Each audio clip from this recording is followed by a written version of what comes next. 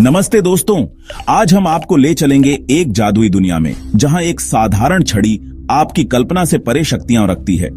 तो तैयार हो जाइए, क्योंकि आज हम जानेंगे ऐसी ही कुछ रहस्यमयी कहानियां जो आपको हिलाकर रख देंगी। तो चलिए शुरू करते हैं। एक छोटे से गांव में बबलू नाम का लड़का रहता था। बबलू बहुत ही जिज्ञासु और मेहनती था। वह हमेशा नई चीजें खोजने और समझने की कोशिश करता रहता था।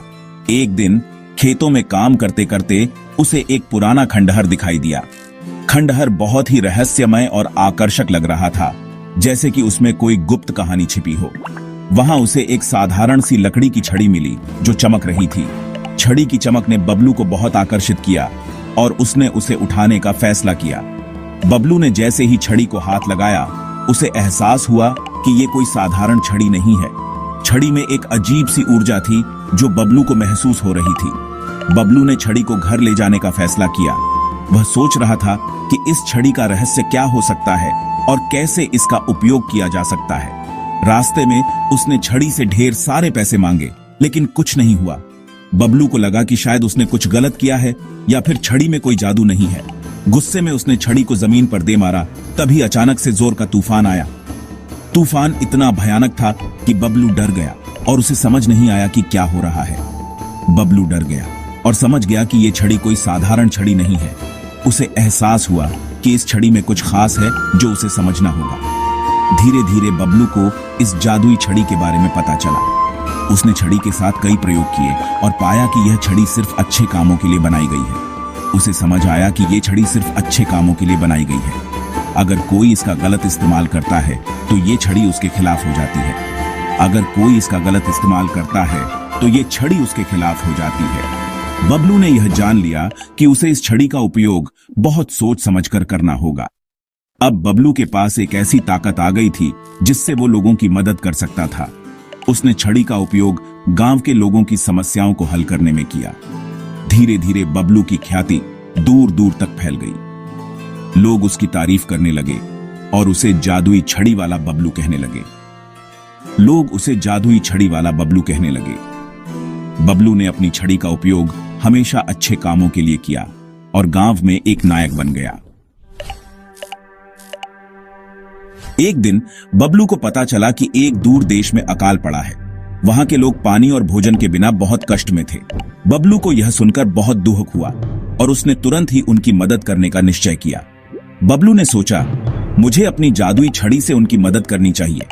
लेकिन उसे पता था कि उसकी छड़ी की शक्ति इतनी नहीं थी कि वह अकेले ही इस समस्या को हल कर सके। लेकिन इसके लिए उसे एक खास परीक्षा से गुजरना होगा। यह परीक्षा उसकी छड़ी की शक्ति को बढ़ाने के लिए थी और यह आसान नहीं होने वाली थी। बबलू ने अपनी सारी हिम्मत जुटाई और उस परीक्षा के लिए निकल पड़ा। उसने अपने माता पिता से विदा ली और अपने सफर पर निकल पड़ा। उसे ऊंचे ऊंचे पहाड़ों पर चढ़ना पड़ा, जहां की ठंडी हवाएं और बर्फीली चट्टानें उसकी परीक्षा ले रही थी।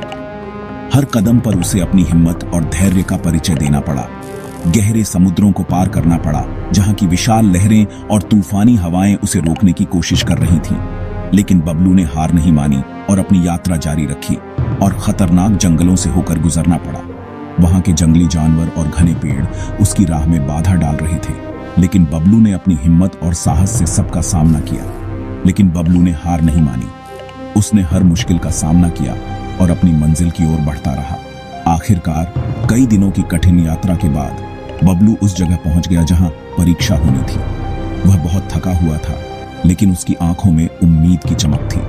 उसके सामने एक विशाल गुफा थी जो बहुत ही रहस्यमयी लग रही थी। गुफा का द्वार बहुत बड़ा और प्राचीन था, जिससे एक अजीब सी ऊर्जा निकल रही थी, जिसके अंदर अंधेरा छाया हुआ था। गुफा के अंदर का माहौल बहुत ही डरावना था, लेकिन बबलू ने अपनी हिम्मत नहीं खोई। बबलू ने हिम्मत करके गुफा के अंदर कदम रखा। जैसे ही उसने अंदर प्रवेश किया, उसे एक अजीब सी शांति का अनुभव हुआ। गुफा में रोशनी फैल गई। ये रोशनी बहुत ही दिव्य और चमकदार थी, जिससे गुफा का हर कोना जगमगा उठा। उसके सामने एक बूढ़ा साधु बैठा हुआ था। साधु बहुत ही शांत और ज्ञानवान लग रहे थे। साधु ने बबलू से कहा, बेटा, मैं जानता हूं तुम यहां क्यों आए हो। तुम्हारी यात्रा बहुत कठिन रही होगी, लेकिन अब तुम्हारी परीक्षा का समय आ गया है। तुम अपनी जादुई छड़ी की शक्ति को और भी बढ़ाना चाहते हो, लेकिन इसके लिए तुम्हें 3 सवालों का जवाब देना होगा। यह सवाल तुम्हारी बुद्धि और समझ की परीक्षा लेंगे। साधु ने पहला सवाल पूछा, सबसे बड़ा धन क्या है? यह सवाल सुनकर बबलू ने थोड़ी देर सोचा और फिर जवाब दिया। बबलू ने तुरंत जवाब दिया, संतोष। साधु ने उसकी बुद्धिमानी की सराहना की और दूसरा सवाल पूछा। दूसरा सवाल, सबसे बड़ा धर्म क्या है? बबलू ने बिना किसी हिचकिचाहट के जवाब दिया। बबलू ने जवाब दिया, दूसरों की सेवा करना। साधु ने उसकी समझदारी की प्रशंसा की और तीसरा सवाल पूछा। तीसरा सवाल, सबसे बड़ा सत्य क्या है? यह सवाल सुनकर बबलू ने गहरी सोच में डूब गया। बबलू ने जवाब दिया, मृत्यु। यह सुनकर साधु बहुत खुश हुए और उन्होंने बबलू की तारीफ की। बबलू के जवाब सुनकर साधु बहुत खुश हुए। उन्होंने बबलू की बुद्धिमानी और साहस की सराहना की। उन्होंने बबलू को गले लगाया और कहा, अब तुम अपनी जादुई छड़ी की शक्ति को और भी बढ़ा सकते हो। तुम्हारी मेहनत और समझदारी ने तुम्हें इस योग्य बनाया है। साधु ने बबलू को एक मंत्र बताया और उसकी छड़ी पहले से कहीं ज्यादा शक्तिशाली हो गई। अब बबलू अपने मिशन को पूरा करने के लिए तैयार था। बबलू की जादुई छड़ी की खबर दूर दूर तक फैल गई थी। उसकी छड़ी में अद्भुत शक्तियां थीं, जो किसी भी समस्या का समाधान कर सकती थीं। गांव के लोग बबलू की छड़ी की तारीफ करते नहीं थकते थे। एक दिन बबलू के गांव में काला नाम का एक दुष्ट जादूगर आया। काला के इरादे नेक नहीं थे और उसकी नजर बबलू की जादुई छड़ी पर थी। काला बबलू की जादुई छड़ी को चुराना चाहता था। उसने सोचा कि अगर वह छड़ी उसके हाथ लग जाए तो वह अपनी काली शक्तियों को और भी बढ़ा सकता है। एक रात जब सब लोग सो रहे थे, तब काला चुपके से बबलू के घर में घुस गया। वह बहुत ही चालाकी से घर के अंदर दाखिल हुआ ताकि किसी को उसकी भनक न लगे। उसने बबलू की छड़ी चुरा ली और भागने लगा। काला को लगा कि अब वह आसानी से भाग जाएगा और कोई उसे पकड़ नहीं पाएगा। लेकिन तभी बबलू की नींद खुल गई। उसे कुछ अजीब सा महसूस हुआ और वह तुरंत उठकर बैठ गया। उसने देखा कि उसकी छड़ी गायब है। बबलू को समझते देर नहीं लगी कि कोई उसकी छड़ी चुरा कर ले गया है। बबलू ने फौरन गांव वालों को इकट्ठा किया और उन्हें सारी बात बताई। गांव वाले भी यह सुनकर हैरान रह गए और तुरंत कुछ करने का फैसला किया। गांव वाले भी काला की करतूत से बहुत नाराज हुए। उन्होंने सोचा कि अगर काला को नहीं रोका गया तो वह और भी नुकसान कर सकता है। उन्होंने ठान लिया कि वो काला को पकड़ेंगे और छड़ी वापस लाएंगे। सभी ने मिलकर एक योजना बनाई और काला की तलाश में निकल पड़े। बबलू गांव वालों के साथ काला का पीछा करने लगा। काला बहुत शातिर था और उसने गांव वालों को चकमा देने की कोशिश की। वो जादू के जरिए गांव वालों को भटकाने की कोशिश कर रहा था। उसने कई तरह के भ्रम पैदा किए ताकि गांव वाले उसका पीछा न कर सकें। लेकिन बबलू और गांव वाले भी हार मानने वाले नहीं थे। उन्होंने काला के हर जादू का सामना किया और उसे पकड़ने की कोशिश जारी रखी। आखिरकार बबलू और गांव वाले काला को एक जंगल में जाकर घेर लिया। काला को समझ में आ गया कि अब वह बच नहीं सकता। काला ने अपनी जान बचाने के लिए जादू से जंगल में आग लगा दी। उसने सोचा कि आग की आड़ में वह भाग निकलेगा। जंगल में आग लगते ही सारे जानवर इधर उधर भागने लगे। आग तेजी से फैल रही थी और सब कुछ जलाने पर आमादा थी।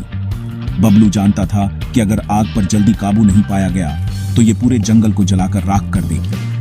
उसे तुरंत कुछ करना था।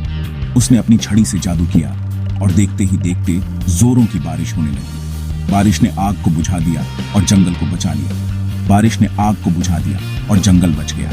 गांव वाले बबलू की इस बहादुरी को देखकर बहुत खुश हुए। काला हारकर बबलू के सामने गिर पड़ा। उसने समझ लिया कि उसकी चालाकी और जादू बबलू और गांव वालों के सामने नहीं टिक सकते। उसने बबलू से माफी मांगी और वादा किया कि वो आगे से कभी भी चोरी नहीं करेगा। काला ने अपनी गलतियों को स्वीकार किया और सुधारने का वादा किया। बबलू ने काला को माफ कर दिया और उसे अच्छे रास्ते पर चलने की सलाह दी। गांव वालों ने भी काला को एक और मौका देने का फैसला किया। बबलू की जादुई छड़ी ने उसे सच्चे दोस्त भी दिए थे।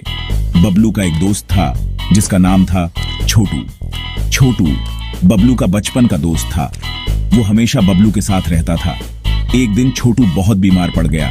गांव के सारे वैद्य उसे देख चुके थे, लेकिन उसकी तबीयत में कोई सुधार नहीं हो रहा था। बबलू अपने दोस्त की तबीयत देखकर बहुत परेशान था। तभी बबलू को अपनी जादुई छड़ी की याद आई। उसने सोचा, क्यों ना मैं अपनी छड़ी से छोटू को ठीक करूं। बबलू जानता था कि छोटू एक नेक दिल और ईमानदार इंसान है। बबलू ने अपनी छड़ी से छोटू पर जादू किया। जैसे ही उसने जादू किया, छोटू की तबीयत में सुधार होने लगा। कुछ ही देर में छोटू बिल्कुल ठीक हो गया। छोटू ने जब ये देखा तो वो बहुत हैरान हुआ। बबलू ने छोटू को अपनी जादुई छड़ी के बारे में सारी बात बता दी। छोटू ये सुनकर बहुत खुश हुआ। बबलू ने कहा, छोटू, ये छड़ी तो सिर्फ एक जरिया है, असली जादू तो हमारी दोस्ती में है।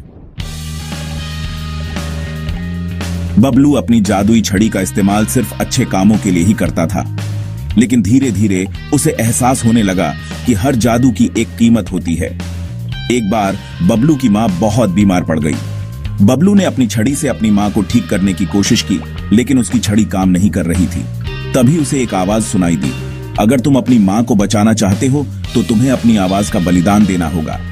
बबलू अपनी मां से बहुत प्यार करता था। उसने बिना सोचे समझे अपनी आवाज का बलिदान दे दिया। जैसे ही उसने ये किया, उसकी मां बिल्कुल ठीक हो गई, लेकिन बबलू हमेशा के लिए गूंगा हो गया। बबलू को अपनी आवाज तो चली गई, लेकिन उसे इस बात का कोई दुख नहीं था। उसे खुशी थी कि उसने अपनी मां की जान बचा ली।